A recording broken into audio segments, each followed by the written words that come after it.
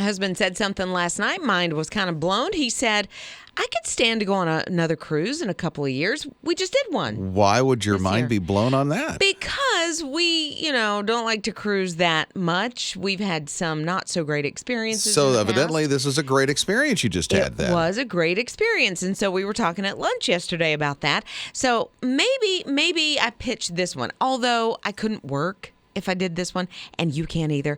It's a 3, not hour tour. It's 3-year tour. 3 years. 3 years? So you got to be able to either work remotely or you have to be retired. Listen, you won't be able to work remotely on a cruise because the internet's not stable constantly. What I'm hearing about this one is that it will be, and Don't believe included in the price is your Wi-Fi. Yeah, I don't believe it's stable. Okay. Well, you are going to have quite a bit of time on land as well, because I think they have like 135 countries. So they're going to be visiting all kinds of ports over the 3 years. Who wants to be stuck at a coffee shop working? Well, that's true. That's true. But they are going to be like, in that port for a couple of days at a time. So your network could be, in your room and a little more stable. So it's a 3-year cruise. I don't think the price is horrible if you've got this kind of dime. Because remember, your food's included, your utilities are included, house cleaning is included. How okay. much? Are you ready? Yeah. $30,000 a year per person.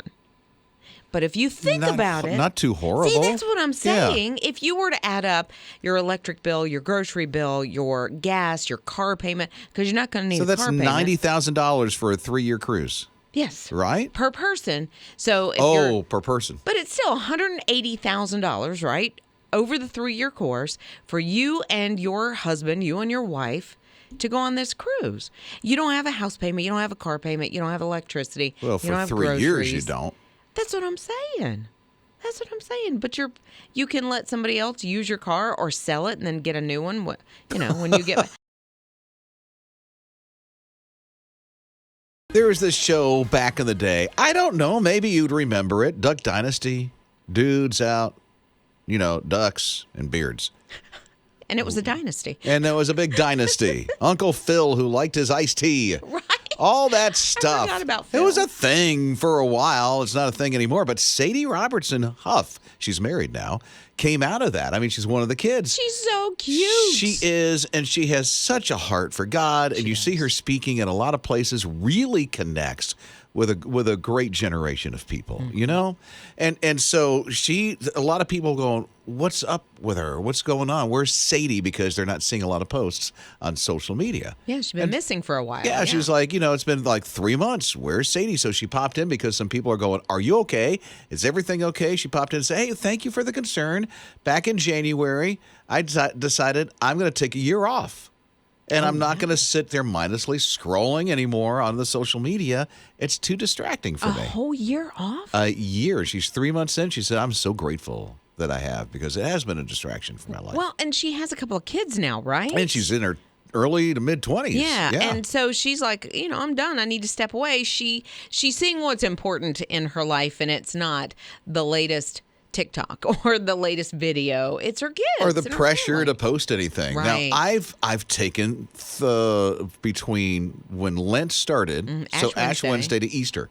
So I've taken that much time off. So I have not been on social media. Do you think you'll stay off? I'll tell you what, I do like the extra time. See, I don't think it's a bad thing at all. I like social media for the fact I can keep up with people I don't get to see every day or that I went in high school with, that kind of thing. But other than that, sometimes it can be a downer. It can be terrible. And I'm not an influencer, so I'm not really missing anything to do any kind of post. My posts are boring anyway. No, well, I mean, they're not. And people like, keeping up with you. But I think you have to get to the point where you say, okay, is it more important to keep, the people outside of my family happy or my family happy? My screen time went way down. I bet it did. Oh, it's crazy. You see that, it always comes, for me, I don't know about you, but for me, it's in the middle of the pastor's sermon. My phone goes off. It tells me about my screen time. Always on Sunday, it's like your screen time is down. I'm like, I don't need to know that right now. So Janet lives next to this apartment complex. And a scary thing happened. A fire started next door at that apartment complex. It started downstairs where there were some kids that were playing with a lighter. All of a sudden, it got out of control. The mattress catches on fire. It spreads upstairs to this unit, and it's black smoke everywhere. And as Janet is seeing all this stuff happen, all of a sudden, her house is close enough that her house catches on fire. Oh, no. Her 1-year-old kid is in the bedroom stuck. This is scary. Fire department comes over. Here's one beautiful thing that happened during that whole time. The baby's safe, okay? The 1-year-old is safe. But the dog inside that house would not leave that baby's side. Wow. That's amazing that this dog stayed with, what kind of dog? Like a pit bull or something like that? It's got 4 legs and hair and, And fur? ears and fur. Yeah. Wow, that the dog would sit there and protect. Because, I mean, quite honestly, you would expect an animal fight or flight kind of a thing, right? You'd think. You would expect that the dog would just take off. Survival instinct takes over. Yeah. Wow. Yeah. And faithful. Very, very faithful. Well, I know somebody that's getting extra kibble tonight.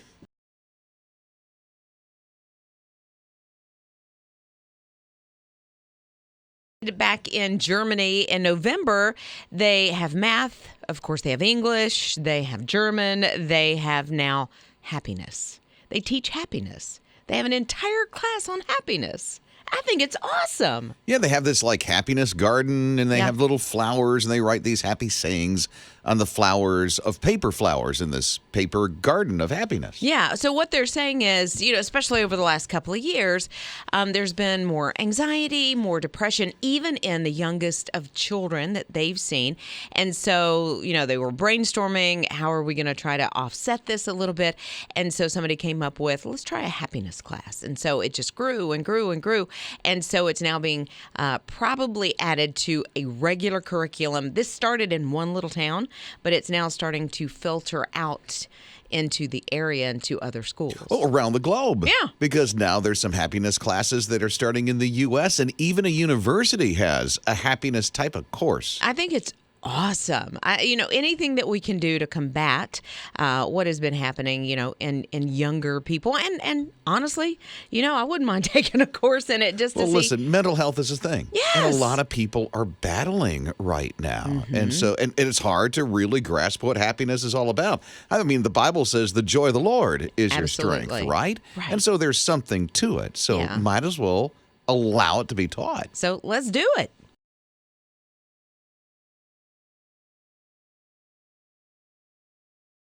Okay. I guess they're doing this at weddings now. It's Rob and Lizz in the morning, his radio. It's been a trend for a couple of years, a while, for brides or even girls that are going to prom to wear like kind of sparkly tennis shoes, just sneakers so they can be comfortable. Well, now it's gone a little farther. Now it's Crocs, bedazzling Crocs. So you're going to see wedding dresses and the young ladies, the brides, wearing Crocs. Bedazzled? Yeah. Well, you don't necessarily see the shoes that a bride is wearing because generally, unless she's got like a cocktail length, which is at the knee, kind of. But if it's a full length dress, you don't necessarily see the shoes typically. But now, instead of 3-inch heels, I can't even imagine trying to get married, doing a whole wedding day in 3-inch heels. But they're going to do the Crocs, and then you put rhinestones or pearls, and they're all fake, of course. They're not real pearls. Well, Ninja's coming up to, what, a year of marriage. What in the world did you wear, Ninja, for your shoes? I wore sandals. You sandal? Okay. Yeah, they were sparkly, right, Ninja? Really? No, they were white lace, but they were flats. Okay. To be a little more comfortable. And that looks classy, though. That sounds classy to me. Right. And my daughter wore tennis shoes that were rose gold, and they were glitterized, and they were gorgeous. They had like a ribbon instead of shoelaces. I have no idea what my son's fiance is going to do at their wedding on May 13th. I bet Grace, that's her name, is going to wear something like that. Well, I don't know if you like Crocs. Not necessarily Crocs. I mean, she might because this is the trend now. Well, they love to go hiking and stuff like that. So it's all, You hike in Crocs? No. Well, you can if you put them in sport mode.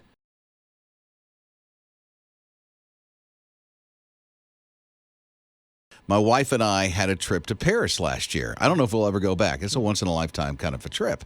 And we were there the first evening thinking, what are we going to eat? And we saw on the menu pizza. And I'm like, oh, okay, I know what that is. I pointed at it, and they brought it. Pointed at it. It was not Really? pizza like what we have here. How was it different? Well, it was kind of a little bit of a small, thin crust, and it was like spaghetti sauce poured on it, and not even, it wasn't, no, it was. What, an American pizza? No, it was so different. And now here are these students in Britain, and they're given biscuits from America. You have to hear this. Listen to this. Whoa, it's so soft. It's fluffy. Just like bread. You halved it like a scone. I don't know how this can be a biscuit. That's really good. Okay, so you're hearing their reaction to an American biscuit. Soft. It's like a scone. You have it like a scone. But they're completely different. A biscuit is not a biscuit. No, biscuit in is a the cookie. UK. Yeah, it's a cookie. I mean, it's a thin cookie, just like they would call an Oreo a biscuit, basically. Well, that's wild to think. Yeah. And so, I don't know, I guess they just call it bread or a roll or something like that. Well, it's yeah, and then they were exposed to biscuits and gravy. I mean, but Scott had something. What was it to do with biscuits? I'm partly built on biscuits and gravy and fried chicken. That was the Sunday staple growing up at my grandmother's house. It sounds like it was lunch, or was it supper or dinner? Yeah. It was the big, after church meal. I mean, which was typically, it was so big, we didn't eat much for dinner. For supper. Sounds like the Cracker Barrel. A little bit. Grandma's house is the Cracker Barrel. Are you kidding me? Right. But yeah, they have no concept. Gravy is completely different. I mean, if you think about Southern gravy, it's white. It has a little chunkiness to it because it's got sausage in it. That's true. Goodness, why am I slobbering? I know. I'm getting so hungry for biscuits and gravy.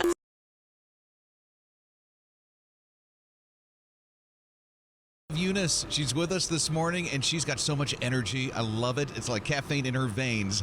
Hi, it's Rob and Liz in the morning. We're in the Bojangles parking lot, Woodruff Road, Simpsonville, Five Forks area, here until 9 this morning, giving away that trip to Universal Studios for the best summer ever. Okay, Eunice, what makes you tick? I'm a ball of light. You always wake up like this? I do. Really? Yes, I do. What is it that makes you a ball of light? My name, Eunice. What does it mean? Do you know what it means? Yes, it means victory. Yes. Uh-huh. Victory in what? Oh man, it's in Greek. Okay, awesome. Yes. I had no idea that was the history of the name Eunice. Well, I'm coming from Miami, so my name is very unique out there. But coming here to North Carolina, they're just like, oh, your name is like, I'm sorry to say, but it's like a older folk type It is. name. It's an older name. But you are young and vivacious. Yes. And so you embody what Eunice is supposed to be, right? Right, victorious. That's right. I have a strong feeling you serve in your church. Well, actually, I used to go to my ministries in Miami called King Jesus Ministry. I was a part of the worship team and the drama ministry team as well. So I loved it, yes. What kind of drama? Poetry, it was more of like I would write a poetry and then I would perform it, and so that's just what it was. That's what I was going to ask. So you are the creator of the poems. Right. And then you perform as well. Right. King Jesus Ministry does this annual gathering called CGC. It's called Chosen Generation Conference, and they host it in the AAA Arena in Miami. Have everyone get together, all the youth, and from all countries and all states, everyone's invited, and they asked for me to perform, and it was such an amazing experience. It's on YouTube. It's in 2015, CGC 2015 performance, and they asked me to write. The theme was broken home, and so it was like fatherless homes, and I was the first performer. Oh my gosh, it was such a rush, and so it was amazing. If y'all get to see it, you'll understand what I'm saying. I'm going to look at it here real quick. Yes. Honestly. It's nice. I'm so glad you stopped by this morning. Thank you so much. The story behind your name. I love hearing these. All the texts and calls are coming in at 800-447-7234. Heather texted and said her daughter, who's having a birthday, she's going to be 6 pretty soon, happy birthday early, is named after her dad. And so the 6-year-old is named Charlie, but it's spelled Charlee. Two E's at the end. That's good. Yeah. Tiffany texted and said, okay, my name is spelled wrong on my birth certificate. I didn't find out until I tried to have my license renewed after 9/11. So, long story, but I'm supposed to be Taffany, and I think I'm saying that right, instead of Tiffany. So it should be Taffani. Taffany. I've never heard that name before. So how's the other one? Is the other Tiffany. one with one F? No, with an I. So With the I at the end. Yeah, Taffani is what it's supposed to be, but it is Tiffani. Okay. A-N-I, yeah. So Taffany. Sounds like a southern version It of is. Tiffany. My name's Taffany. I'm Taffany. In the way I that Liz like is pronouncing it. I love it, though. Yeah. So different. Okay, so Keisha's here at 800-447-7234. You're on his radio, Keisha. I'm almost 30 years old, and my real name was supposed to be Keisha, Kisha. But when I was born, the doctors made a typo and put a J instead of a K, so it's actually Jisha. My parents never fixed it, and neither did I. So I go by either one. So how do you say the Jisha? Yisha. Oh, so you make the J silent. I gotcha. That's actually really, really pretty. Yeah, so it's like, I'm like, why didn't y'all ever fix it? Mom's like, well, I had the epidural. I'm like, but you looked at my birth certificate. Why didn't you fix it? So it's just, legally I had to go by Jisha on paperwork, but, everybody calls me Keisha.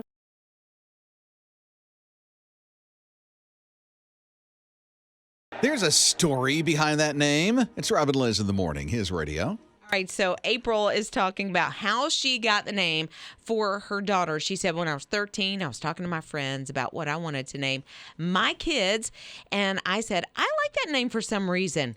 Reason. That's it. Her daughter's name is Reason. But it's Reezon, but it is pronounced just like Reason. For some reason. Yeah, for some reason. That's great, April. I love that. Misty said, my name is Misty Dawn, and her name means foggy morning or misty morning. Okay. So that's cool. I don't know Yeah. why her mama picked that, but that's a pretty cool name. Because she was born on a misty or foggy morning. Could be, or she likes those. That's at least my thought. So here's Crystal at 800-447-7234. What's the story behind the name? Her name is Anakit, Anaki.